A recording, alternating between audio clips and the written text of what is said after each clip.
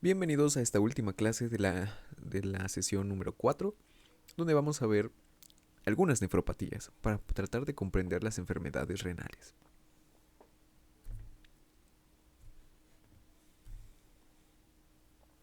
En este caso, la mayor parte de las enfermedades renales van a requerir el uso de diuréticos. Estos tienen la función de aumentar el volumen urinario, o sea, nos hacen orinar en pocas palabras.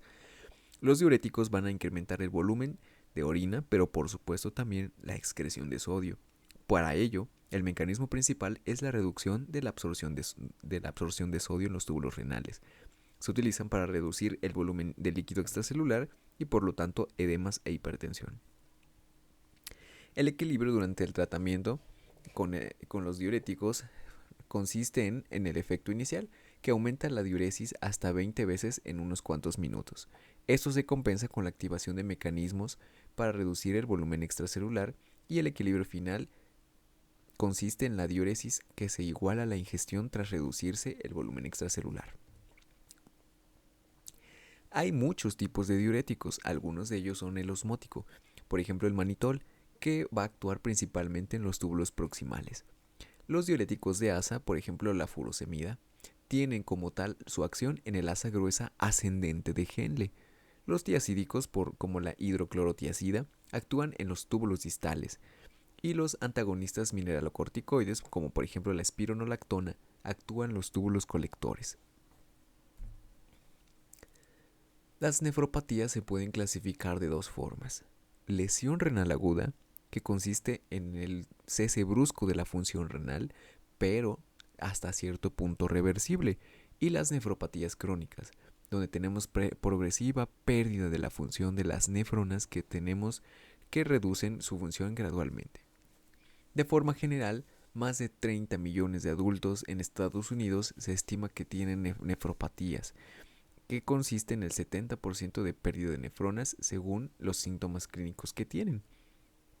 Entonces, para comprender este tipo de lesiones, tenemos que saber que las lesiones renales, tanto agudas como crónicas, consisten en la disminución de la función de diferentes componentes de la nefrona, y sin embargo también se pueden clasificar según de dónde se encuentre esa lesión.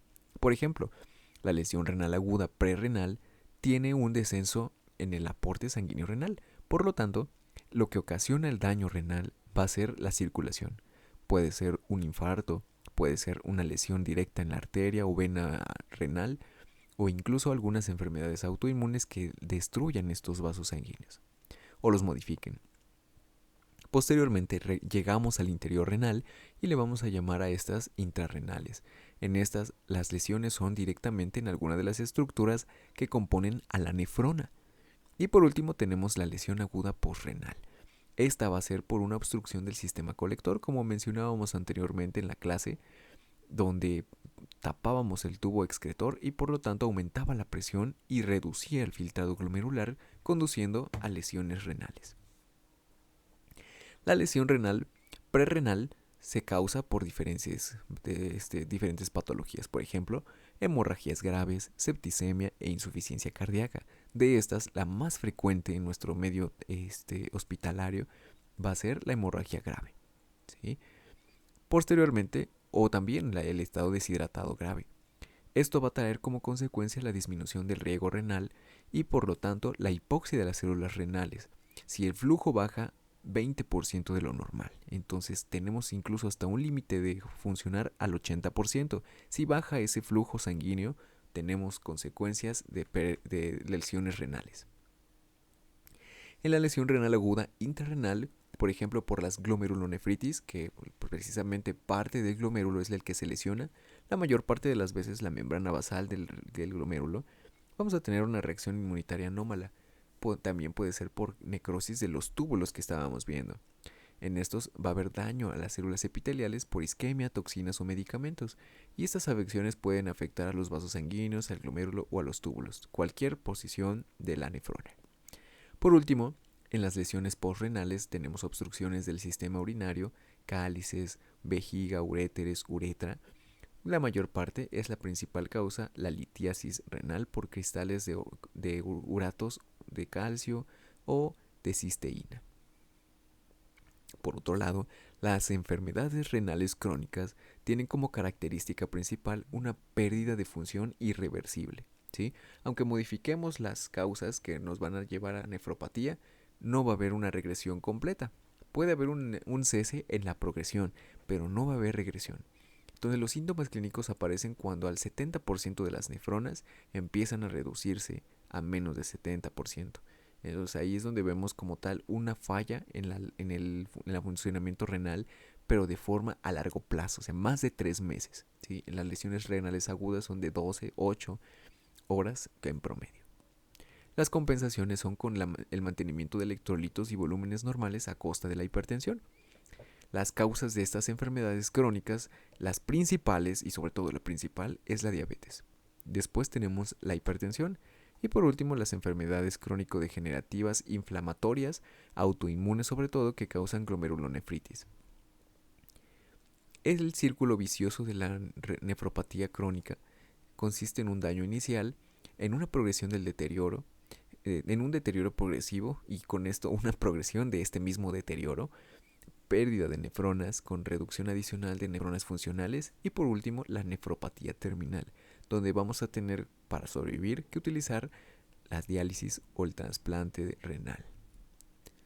La adaptación de la nefrona en este tipo de patologías consiste en la reducción de neuronas funcionales y se adaptan tratando de excretar más agua y solutos. Con esto aumenta la filtración glomerular o disminuye la reabsorción tubular. El mantenimiento del balance en estas enfermedades consiste en los electrolitos y el volumen que se mantienen todavía cuando el 70% de esas nefronas funciona. Una vez que disminuimos ese 70%, vamos a empezar a notar cambios en el volumen y electrolitos. Los productos de desecho, urea y creatinina, se van a ir acumulando proporcionalmente por la pérdida de nefronas y por lo tanto podemos llegar a una intoxicación por estos. Los efectos corporales de la insuficiencia renal en los líquidos corporales son el desarrollo de edema. ¿Por qué? Por una retención de agua. La acumulación de ácidos en los líquidos corporales. ¿Por qué? Por acidosis. El aumento de urea y nitrógeno no proteico en el líquido extracelular, a lo que le vamos a llamar uremia y azoemia. Y por insuficiencia secretora de eritropoyetina tendremos anemia. Las complicaciones óseas en la insuficiencia renal son osteomalacia. Se debilitan los huesos por deficiencia de vitamina D. La hiperfosfatemia. ¿Esto por qué? Por el aumento del fosfato sérico consecuente a la disminución del filtrado glomerular. Y por último, el hiperparatiroidismo secundario. Va a estimular la hormona paratiroides por hipocalcemia. El tratamiento para esta enfermedad renal crónica va a ser la dieta, la diálisis, el trasplante y la medicación para controlar la presión arterial y, en el debido caso de que se necesite, también para controlar la cantidad de líquidos que podemos encontrar.